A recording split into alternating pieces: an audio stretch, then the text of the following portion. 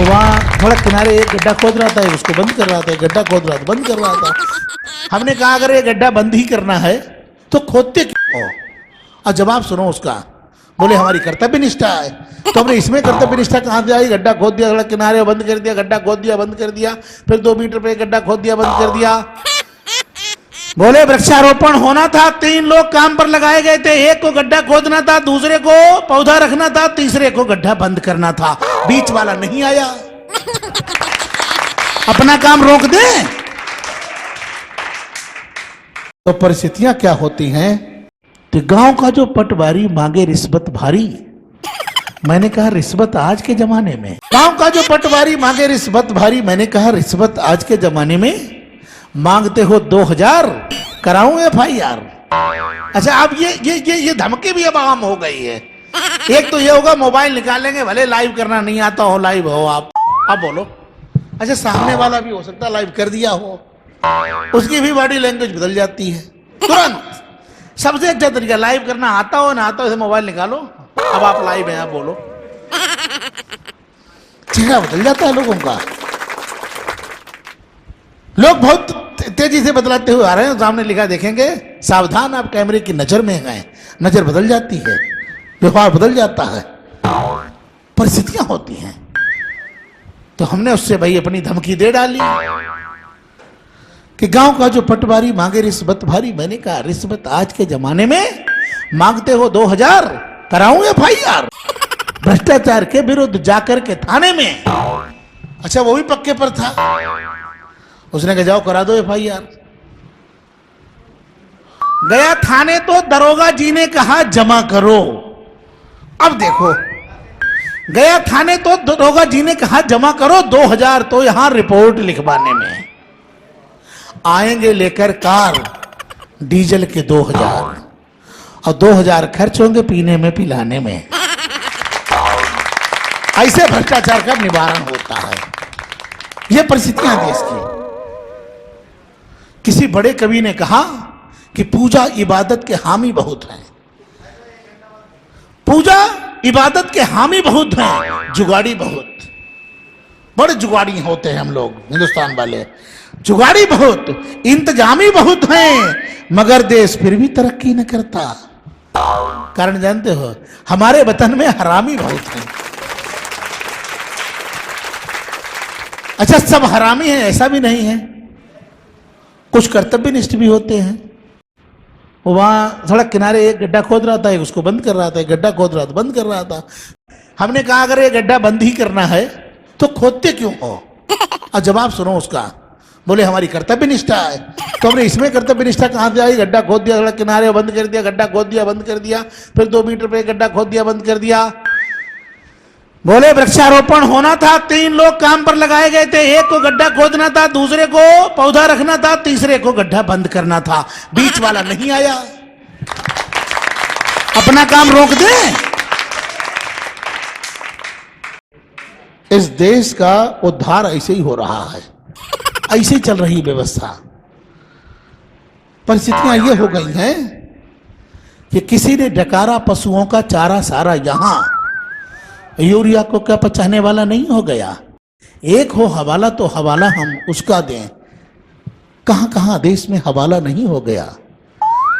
और उसमें एक दल नहीं आ रहा है,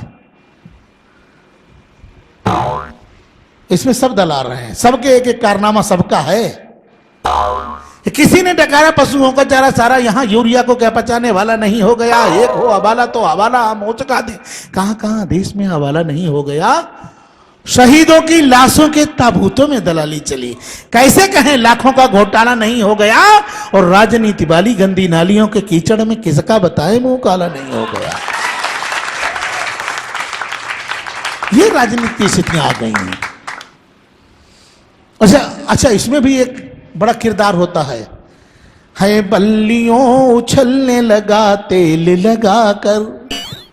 जहां राजनीति हो, देखना आप, राजनीति का जो मानक पुरुष होता है, जो राजनीति में होता है व्यक्ति, उसके चारों तरफ कई लोग लगे होते हैं। उनका काम और कुछ नहीं होता है, उनका मूल काम यह होता है मक्खनबाजी करना। कि है बल्लियों उछलने लगा तेल लगा कर, और साहित्यिक भाषा में उसे तेल लगाना कहते हैं। गांव की भाषा में भले मक्खनबाजी कहते हो और भी कुछ कहते हो, शुद्ध साहित्यिक भाषा में उसे तेल लगाना ही कहते हैं। कि है बल्लियों उछलने लगा तेल लगा कर, तकदीर है बदलने लगा। पहले तकदीर काहे से बदली जाती थी? पुरुषार्थ से। पहले तकदीर काहे से बदली जाती थी? अपनी हिम्मत से, अपनी मेहनत से। अब तकदीर हिम्मत मेहनत और पुरुषार्थ से नहीं बदली जाती है, अब मानक बदल गए हैं। है बल्लियों उछलने लगा तेल लगा कर, तकदीर है बदलने लगा तेल लगा कर, पढ़ लिख के मिली नौकरी बाइक पे चल सके। तीर कौन सा मार लिया ये बता दो? लगभग लगभग लगभग 50% अध्यापक बैठे हैं, कौन सा तीर मार लिया? कि पढ़ लिख के मिली नौकरी बाइक पे चल सके,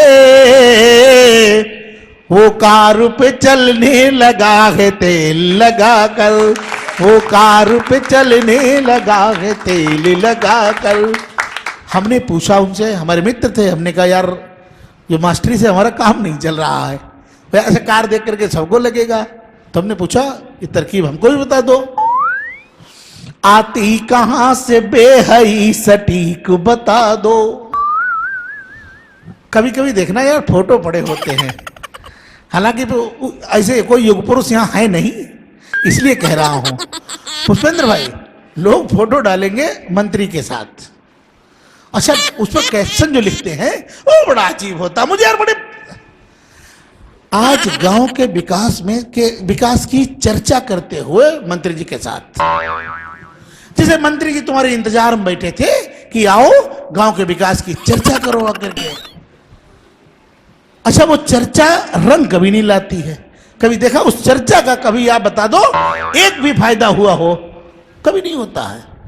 तब कहना चाहता हूं कि आती कहां से बेहई सटीक बता दो, हम जानते नहीं है ठीक ठीक बता दो, कैसे गधे को बाप बनाते हैं आप लोग, मक्खन लगाने की हमें तकनीक बता दो, मक्खन लगाने की हमें तकनीक बता दो, मक्खन लगाने की हमें तकनीक बता दो। नहीं बताई तो हमने दादा से पूछा, दादा चले गए भगवान जी के पास। कहां गए? पूछने चले गए।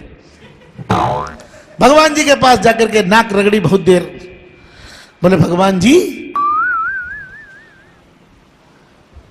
हमारी इच्छा पूरी करो। भगवान जी ने कहा इच्छा बताओ। बोले विधायक बना दो। बोले ये इच्छा पूरी नहीं हो पाएगी, तुम्हारी कुंडली में नहीं लिखा है विधायक बनना। तो उन्होंने कहा तो और हम विकल्प बताते हैं, और कोई विकल्प बताओ।